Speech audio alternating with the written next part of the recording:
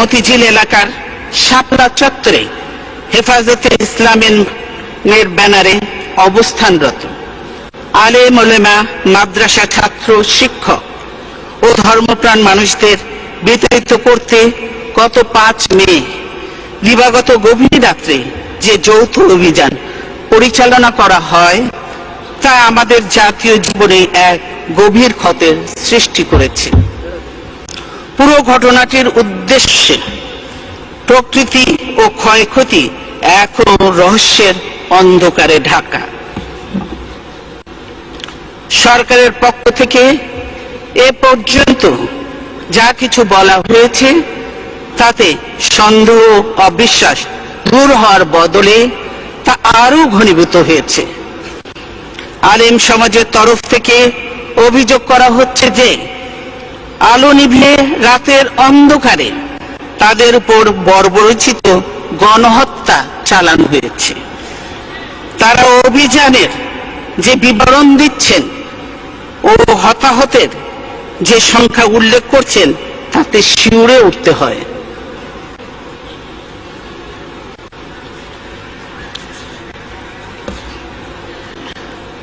দুর্ভাগ্যের বিষয়, ধর্মপ্রাণ মানুষের মনে সৃষ্ট গভীর বেদনাবোধ নিরসনের কোনো চেষ্টা সরকার করছে না, বরং প্রধানমন্ত্রী, বিভিন্ন মন্ত্রী ও সরকারি দলের নেতারা নানা ধরনের উপহাস, পরিহাস ও ব্যঙ্গ বিদ্রুপাত্মক মন্তব্য করে চলেছেন।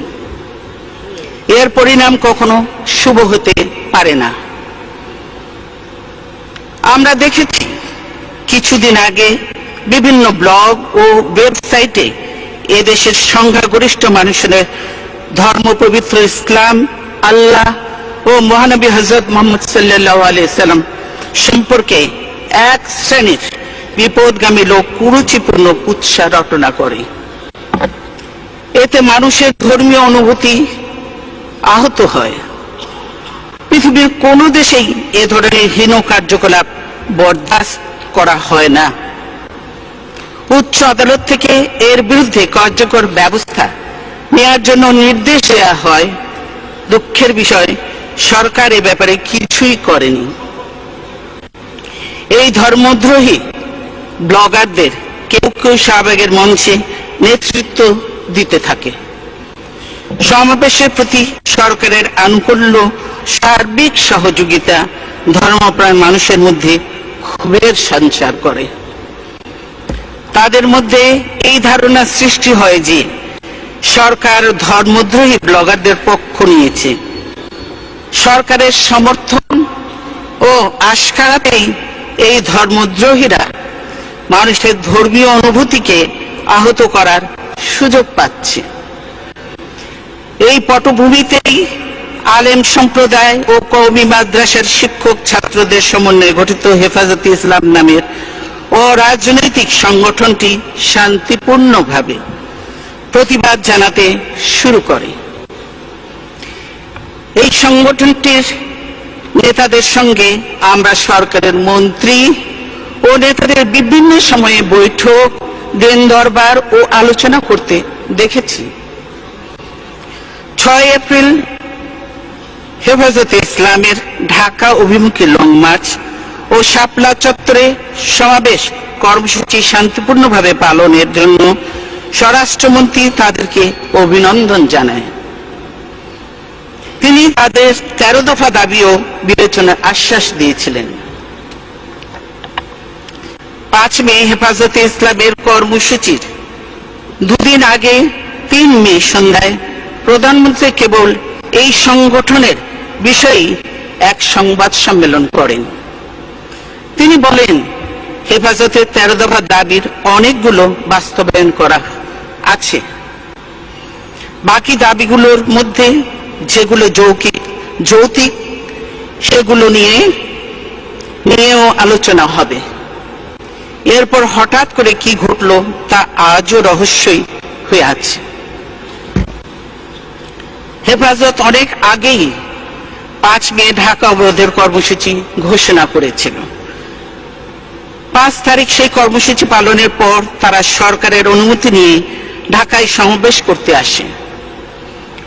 এই আসার পথেই নগরীর কয়েকটি পয়েন্টে তারা সরকারি দলের লোকদের বাধার মুখে পড়ে। সরকার সমর্থক সন্ত্রাসী ও আইন শৃঙ্খলা বাহিনীর যৌথ হামলায় অনেকেই হতাহত হয়। সরকারি সূত্রে শাপলা চত্বরের বাইরে মোট 11 জন নিহত হওয়ার কথা স্বীকার করা হয়েছে। সরকারি দলের এই ক্যাডারদের আগে থেকেই কেন জড়ো করে রাখা হয়েছিল তার জবাব পাওয়া যায়নি। শাপলা চত্বরে হেফাজতের মূল সমাবেশ শান্তিপূর্ণ হলেও গুলিস্তান, বায়তুল মোকাররম, বিজয়নগর এলাকায় সংঘর্ষ ও নাশকতামূলক তৎপরতা চলে। সেখানে পবিত্র কোরআন শরীফ সহ বিভিন্ন ধর্মীয় গ্রন্থ পোড়ানো হয়, যানবাহনে আগুন দেয়া হয়, বিভিন্ন প্রতিষ্ঠানে ভাঙচুর ও লুটতরাজ করা হয়।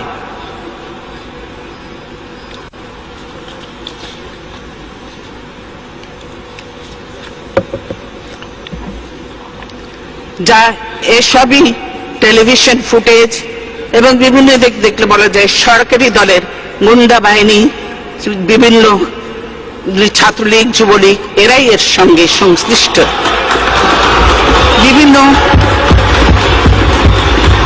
বিভিন্ন বেসরকারি টিভি চ্যানেলে, সরকারি বিভিন্ন টিভি চ্যানেলে সরাসরি সম্প্রচারিত ভিডিও ফুটেজ আওয়ামী লীগের বিভিন্ন সহযোগী সংগঠনের পদবি বেশ কয়েকজনকে এইসব সন্ত্রাসী তৎপরতায় নেতৃত্ব দিতে দেখা যায়। আপনারাও দেখেছেন। উদ্ধত আগ্নেয়াস্ত্র হাতে তাদের হামলার চিত্র বিভিন্ন জাতীয় দৈনিকেও প্রকাশিত হয়েছে। অথচ 5 মে বিকেলে আওয়ামী লীগের সাধারণ সম্পাদক ও মন্ত্রী সৈয়দ আশরাফ এক সংবাদ সম্মেলনে ওই সন্ত্রাসী তৎপরতার জন্য হেফাজতে ইসলামকেই দায়ী করেন। তিনি তাদেরকে রাজাকার আল বদরদের নতুন প্রজন্ম বলে উল্লেখ করে অবিলম্বে ঢাকা ছাড়ার নির্দেশ দেন। অন্যথায় হেফাজত ইসলামকে গর্তে ঢুকিয়ে দেওয়ার হুমকি দেন তিনি। সৈয়দ আশরাফ বলেন, হেফাজতকে দমন করতে আওয়ামী লীগই যথেষ্ট। শাপলা চত্বরে অবস্থানরত নিরস্ত আলেম ওলেমা ও ধর্মপ্রাণ মানুষের উপর গভীর রাতে বিজেপি, র্যাব ও পুলিশের সমন্বয়ে গঠিত যৌথ বাহিনী দিয়ে অভিযান চালানো হয়। সরকারের তরফ থেকে দাবি করা হয়েছে ওই অভিযানে কোনো প্রাণঘাতী অস্ত্র ব্যবহার করা হয়নি। বলা হচ্ছে একটি গুলিও ছোড়া হয়নি। অথচ সংবাদপত্রে প্রকাশিত খবরে জানা যায় যে সেদিন প্রায় 1.5 লক্ষাধিক গোলা বারুদ ব্যবহার করা হয়েছে। হেফাজত দমনে আইন শৃঙ্খলা বাহিনীর 7,500-এরও বেশি সদস্য সরাসরি অংশ নেয়। মানবাধিকার সংস্থা অধিকার তাদের এক সাম্প্রতিক রিপোর্টে বলেছে যে এ পর্যন্ত 61 জন নিহত হওয়ার তথ্য পাওয়া গেছে। বিদেশি বিভিন্ন সংবাদ মাধ্যমেও অভিযানে অনেকের হতাহত হবার খবর প্রচার হয়েছে। সামাজিক যোগাযোগ মাধ্যমেও ভয়াবহ সব ভিডিও চিত্র দেখা যাচ্ছে। আহত ও নিহতের সংখ্যা যাই হোক না কেন, এই ঘটনায় সরকারের বিশ্বাসযোগ্যতা সম্পূর্ণ ধ্বংস হয়ে গেছে। কারণ শাপলা চত্বরের অভিযান সরাসরি সম্প্রচারের কারণে সরকার তাৎক্ষণিকভাবে 2টি প্রাইভেট টিভি চ্যানেল বন্ধ করে দেয়।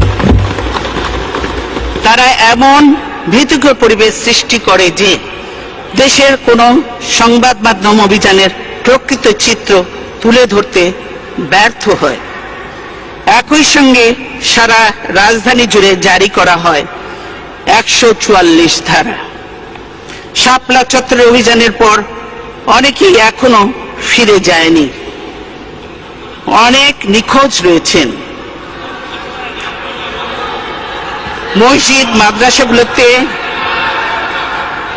মসজিদ মাদ্রাসাগুলোতে ভীতিকর পরিবেশ বিরাজ করছে। নাম সব আপনাদের কাছেই আছে। এই ঘটনায় আমাদের জাতীয় জীবনে যে বিরল ফাটল সৃষ্টি হয়েছে, কার্যকর পদক্ষেপের মাধ্যমে তার নিরসন ঘটাতে না পারলে জাতীয় ঐক্য ও সংহতি মারাত্মকভাবে ক্ষতিগ্রস্ত হবে। অথচ দুঃখের বিষয়, দেশের বিভিন্ন এলাকায় এখনো আলেম ওলেমা ও মাদ্রাসা ছাত্র শিক্ষকদের বিরুদ্ধে নানা ধরনের মামলা দিয়ে অহেতুক হয়রানি করা হচ্ছে। আমরা এই অপরিণামদর্শিতারও আশু অবসান চাই। সংঘাত ও বল প্রয়োগ নয়, বরং আলোচনার মাধ্যমে সমাজের বিরাজমান দ্বন্দ্ব ও দাবি নিরসনের জন্য বারবার আন্তর্জাতিক মহল থেকে সরকারের প্রতি আহ্বান জানানো হচ্ছে।